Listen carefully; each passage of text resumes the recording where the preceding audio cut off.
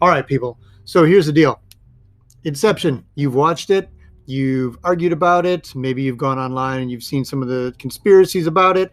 What I want to do is just add a little bit of fuel to the fire. I want to give you kind of an overview of things that I know to be true, and then I want to plead my case that I can tell you what did happen and show you in pictures. So, without further ado, if you haven't watched Inception, you got no business watching this. So, go on, get go watch Inception and then come back. And then this is for you, but you're not welcome here right now if you didn't watch Inception. Okay, so first of all, you've got the characters. I'm going to be referring to the character names, so make sure you know the different names. We've got Cobb, we've got Ariadne, which I don't know if you know your Greek mythology, but Ariadne is the person who helped Theseus get out of the labyrinth with the Minotaur and all that. So you can see why her name is a little bit on the nose for me, but that's fine. I mean, I don't know a whole lot of Ariadne's, but okay, that's fine.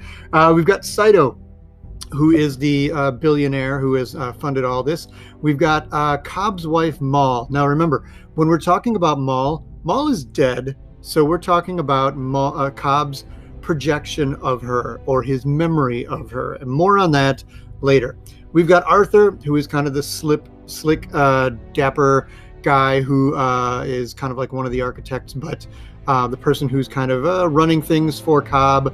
Because if Cobb runs things, he's going to bring Maul in there, who's going to go all stabby stab on all the people in the dream. We've got Ames, who is this forger who can just like dream up big guns and like pretend to be a beautiful woman or an old man or Fisher's uncle or whatever. He can just kind of talk a certain way, do some mannerisms so that your brain just fills in that that's who he is. Like if he wasn't doing that, it would probably just be Ames like talking in a different voice or an accent or whatever, and you would just fill in the rest. And then you've got Yusuf, the guy who is able to make these chemical compounds that allow them to go into dream within a dream within a dream with many different people. And then we've got Fisher, who is the son of the Fisher-Morris empire that they need to break up the company, which is probably the least interesting part of the movie. Not Fisher, but I shouldn't say that. There is no uninteresting part of the movie. So that being said, let's talk about a couple of details to make sure we understand things. But also, like, this is where we can debate a couple things as well. Of course, it's just me talking, so I don't know who I'm debating with. But all right, so I made this boring looking chart. So in reality, what we've got is we've got the characters that I just showed you, all of them on an airplane flying from Sydney to Los Angeles. Okay, takes, what is it, 13 hours, 18 hours, 8 hours. Should have done my research. It's been a minute since I've seen the movie, but it takes a determined amount of time. That's how much time they have in reality to do the thing, okay, to pull off the caper, the heist, because I would also argue that this is one of the best heist movies of all time, because it is definitely that. Okay, so what's going on is they go in, they plug into the dream box, they go into the thing, and I don't have to explain how they do that, and then they go into the city where Yusuf is the dreamer, okay? Ariadne built it, taught it to him, and then he is the one who runs everything there. He is dreaming of the city, and everybody else is in his dream. These people right here are in his dream doing stuff and watching the train plow through everything. And what we're doing here is basically the plot in that level is Yusuf drives around, Saito gets shot, they kidnap Fisher, and then they learn what's going on with his brain being militarized. And he drives around, leads them on this chase around the city while he gets shot at, and then he backs the van off of a bridge and falls into the water, where they all don't exactly wake up, but they do wake up enough, and they get the air. And then exactly, I'd have to look back into how they get back into the plane, because landing in the water isn't what wakes them up. There must be something else. It must be the timer. Anyways, so what's going on there is Yusuf stays behind, and they go down into the next one where they say, we're going to tell Fisher that he's in a dream. Arthur is the dreamer there in the fancy hotel or whatever you want to call it, which like rotates while Yusuf in the level above is like falling down the embankment. The dreamers are all flipping, and that's why he's running in one of the most spectacular sequences of the movie. Arthur leads the gunman on a merry chase around the hotel. He can't drop everybody. Like everybody's supposed to be in the hotel room in beds, and he puts plastic explosives below them to blow them up and like drop them, and so they all die and go to the van down by the river. But he can't do that because the van is falling at the time when that happens, which wasn't supposed to be happening. And so he puts them in the elevator and sends it up to the top and then blows them up at the top where they wake up in the van.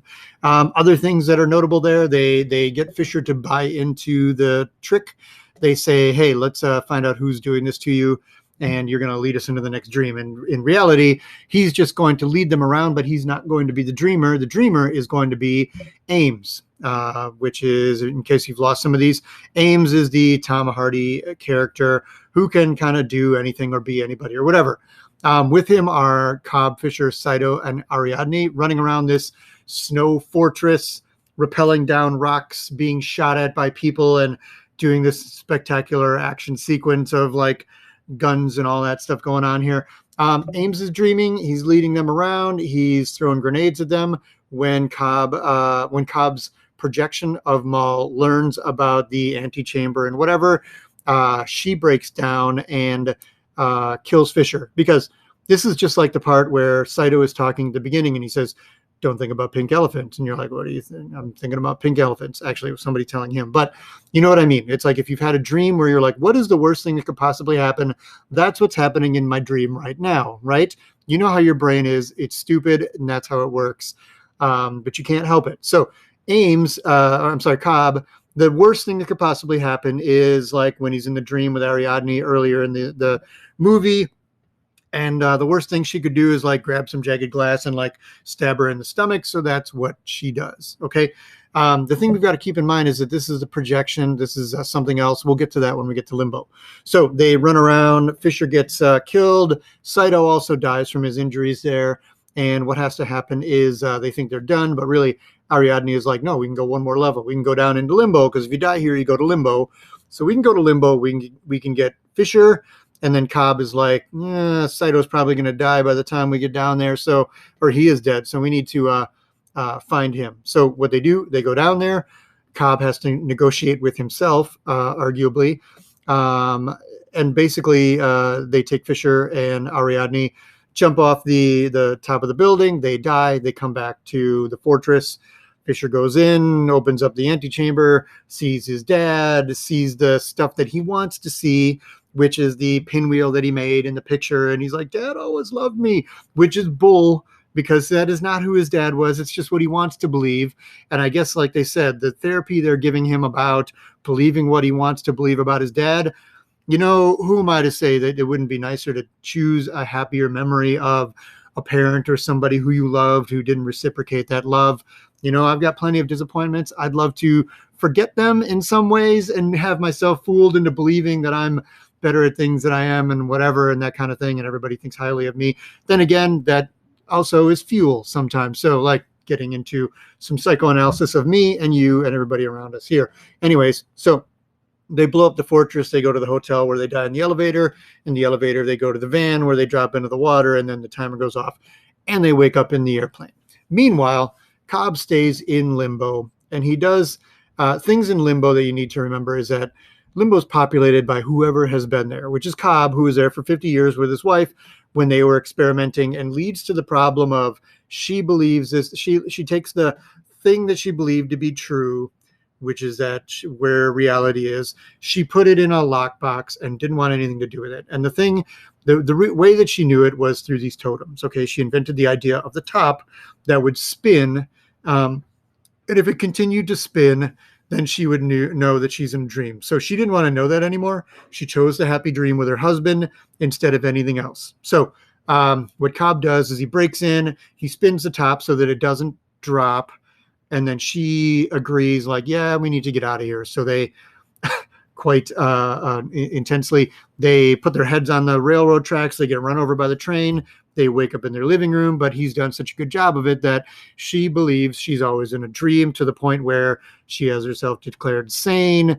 She worries about her safety, and then she jumps off the hotel and she actually dies. And Cobb knows he has done this, and so he feels horrible, as anybody would. And this is what fuels her. Like when Arthur is talking about Maul to Ariadne, and he says she was lovely. She probably was. She was probably this lovely person who had this one thing going on.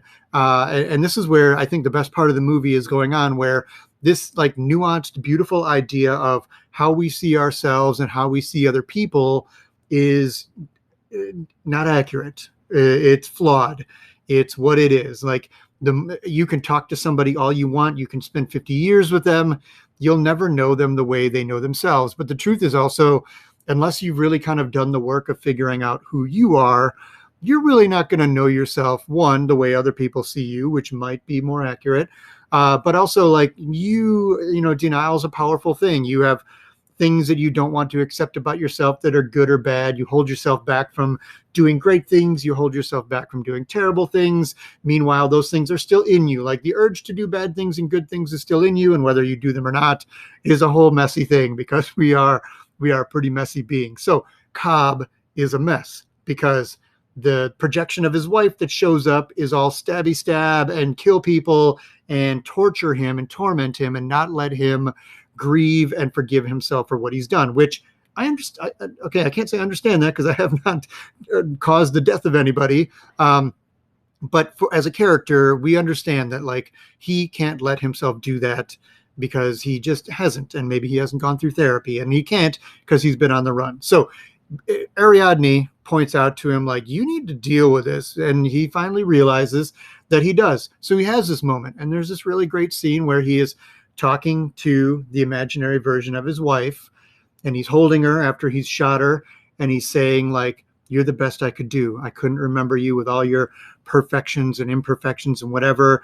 I know you're not this like murderous whatever type of thing. You are created by me, and I know I can't talk to you anymore because you don't exist, and I need to let you go. And I think that's probably the best part of the movie. In a movie of really great parts, that's such a powerful, simplistic, wonderful, strong idea that they come up with. And I hopefully you didn't miss it. But so anyways, he makes peace with what he has done. He lets his wife go. And in doing that, he's able to go find Saito and to get back. And then he does. And then he goes into his house and he sees his children and he gets through immigration and he's not arrested. And yay, that's the end of the movie, right? Or not. Maybe not. I just want to throw some gasoline on this here. Like maybe there is the possibility that the whole movie is Cobb dreaming something and he is in prison somewhere dreaming this. And like there's that part where Maul is talking to him and she's saying like, do you listen to yourself? Multinational corporations chasing you, shooting at you, trying to kill you. You just happen to have all these like really helpful friends. Like you just happen to have this young protege named Ariadne who can come in and like do your job for you better than you could. And there's a billionaire philanthropist, whatever, who wants to like fund all these things, who can make one phone call and get you off a murder rap. And then you have the Arthur, who is like your ego or whatever, who's like what you picture yourself as this slick, competent, very safe type of operator. Meanwhile, you've got your id, which is Ames, who's like your, you can be anybody, you can do anything, you're slick, you're James Bond incarnate, basically. And then you've got Yusuf, who just helpfully makes you this chemical compound, who then like allows you to do all the things that you know you can't do because you've been extracting dreams for all this time. And then Fisher, who is somebody you pulled from the news that is a billionaire child, whatever. Like, really, these things are happening? You really think this is what's going on? Because it's not. You're really in prison for my murder, and that's what's going on. I don't actually believe that. And I'd like to prove to you that he's not in prison getting back. So here is the proof that I can give you. All right. So you've got this thing here, right? What is that? Whose is that? That's a totem. It's Maul's totem. It is not Cobb's totem. And if you've dug a little bit on Reddit or anywhere else, you've probably found this. I enjoyed kind of picking this up through watching it. And actually a student scooped me on this. And since then, I have not been able to see the movie other ways. But the totem is not the only way to prove things. There's a couple of cheater ways you can do that as well. But first, let's start with that. So the totem is the top is Maul's totem, which when Cobb spins it, it does continue to spin if he's in a dream, and it falls if he's not. Okay, that works. But in reality, the thing that is his totem is his wedding ring. And they've taken great pains throughout the movie to show him in places with it and without it. And it is blink and you'll miss it type of thing. When Cobb is in a dream, he has a wedding ring on because Maul exists in the dreams and can be there. In reality, he has no wedding ring because his wife is dead. So if you go back through, here we are in one of the early scenes in the movie where Cobb is talking to Saito about this proposition, casing him, trying to figure out if they can get his money and whatever. He's wearing a wedding ring because Maul is there, and she does show up, and she shoots Arthur and in the knee and stuff. You've got this part right here where he's in the original Dream Within a Dream, where he's really on the train in Kyoto in this love nest place, and then in Saito's party. You can see he's got a wedding ring on because Maul could show up there. In the sequence after that, you can see his left hand pretty cleanly, and he is not wearing a wedding ring there. This is the one where the phone rings, he spins the top, and when it falls over, he doesn't shoot himself in the head, because who does that, right? Like, you have to be pretty far into some dream extraction type of worlds to believe that a top not falling over would be the reason you do or don't shoot yourself. He could just be suicidal as a result of what he has done, and maybe he wants to be done with it all as well.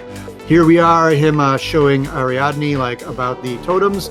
You can see his left hand here, no ring, because he is in reality.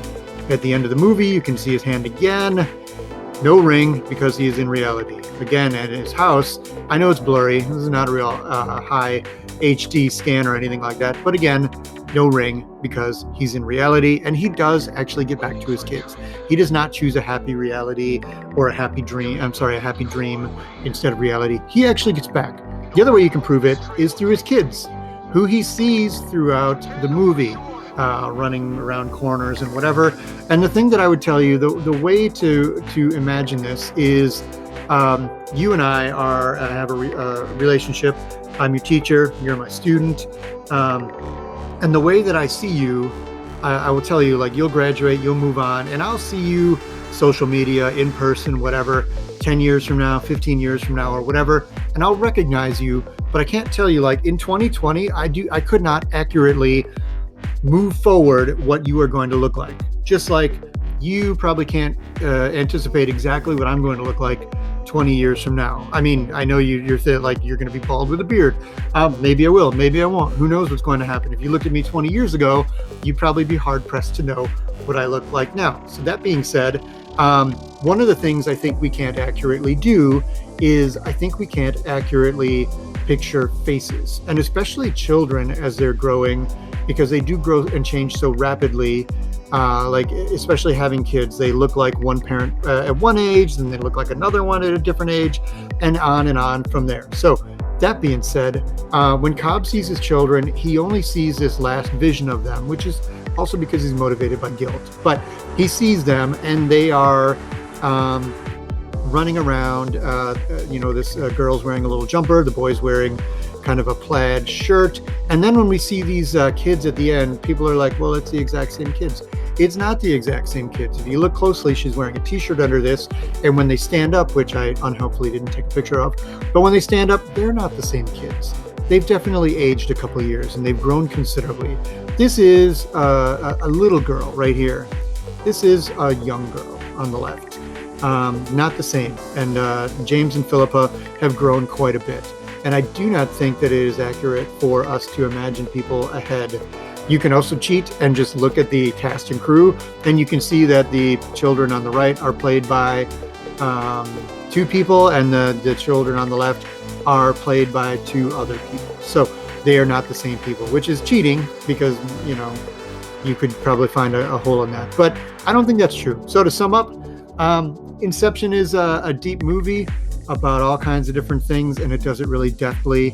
and it does it with brilliant cinematography and action and performances and music. Let's not forget the music, which is probably one of the best parts of it. And if you liked it, check out all the other music that Hans Zimmer has done, and check out all the other movies that Christopher Nolan has done, including the Dark Knight trilogy, Interstellar, and Memento, and others that are to come, including the one that's supposed to come out this summer, which I don't know if it's going to or not. It's called Tenet, and it looks like it's going to be a doozy. So I hope that this explained Inception a little bit for you. I'd love to be proven wrong. If somebody has some holes in my thing that I explained here, then please let me know. But otherwise, if you've watched the movie, this should show you some proof of what actually happened.